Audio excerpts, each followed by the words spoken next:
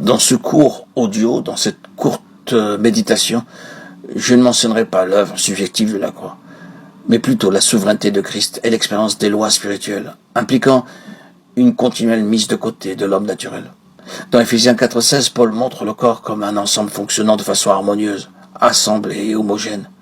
Et ces expressions révèlent ce que produit la vie dans chaque membre quand elle a libre cours.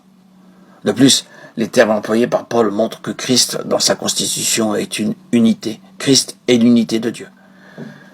Et l'évangile de Jean nous révèle la vie intérieure de Christ et la parfaite harmonie entre son esprit et son âme.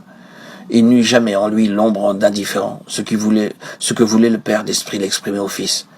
Et sa volonté était toujours au diapason de celle du Père, car il vivait par le Père et demeurait dans le Père. Je vis par le Père. Jean 6, 57. Je suis dans le Père. Jean 14, 10. En lui, il n'eut jamais aucun schisme. Ainsi édifié l'Église, qui est son corps, passe, nous le voyons, par une œuvre de reconstitution interne de chaque croyant, afin que les effets désastreux de la chute soient ôtés. Et ceci signifie que chaque membre doit devenir intérieurement une unité semblable à Christ.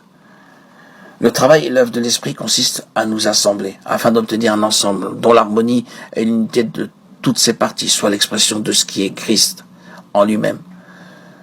Nous voyons que la vie du corps devient une réalité expérimentée quand les croyants sont assujettis à Christ et que sous la conduite de l'Esprit, ils sont introduits dans l'expérience des lois qui ont gouverné sa vie.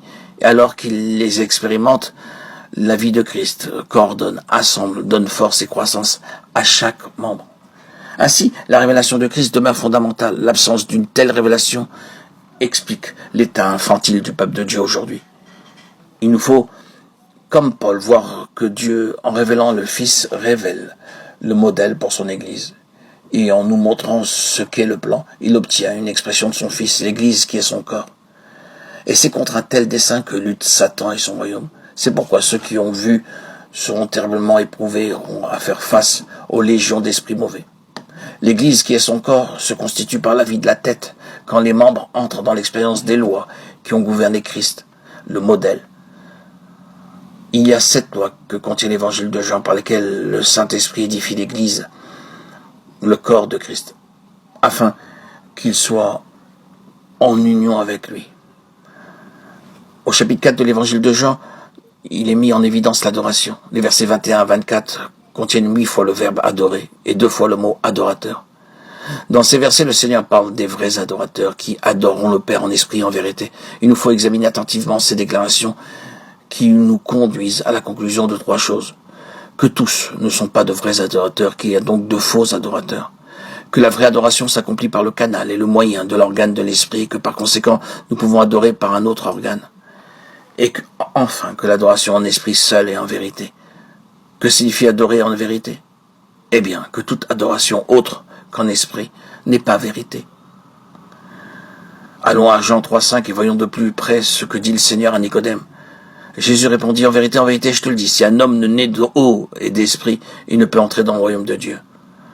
Eh bien, nous trouvons dans cette déclaration, si un homme ne naît d'eau et d'esprit, le terme eau n'a pas ici la signification comme dans Ephésiens 5, 26.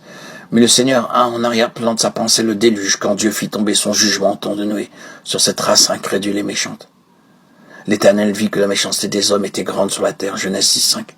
Il s'agit donc ici du jugement de Dieu sur la vie naturelle de l'ancienne création, alors que le mot esprit nous parle de la vie de Dieu, que nous recevons lors de notre nouvelle naissance, par laquelle Dieu réalise en nous son dessein et se constitue un peuple pour être en union avec lui. Nous sommes ici en présence de 2 choses, d'une part de ce que Dieu a jugé et condamné, et d'autre part de ce qui nous est accordé, c'est-à-dire l'Esprit Saint. Ces 2 choses étant en relation avec notre entrée dans le royaume de Dieu. Seule la vie de l'Esprit peut nous faire entrer dans le royaume. Ce qui paraît évident, c'est que bien que nés de nouveau, nous pouvons manquer cette entrée si nous ne jugeons et ne condamnons la vie naturelle de l'ancienne création qui est en nous. Car cette vie ne nous permet pas de courir dans la vocation pour remporter le prix, à savoir notre entrée dans le royaume et recevoir la couronne. Philippiens 3, 14. Je cours vers le but pour remporter le prix de la vocation. Entrer dans ce royaume céleste de Dieu, en Jésus-Christ.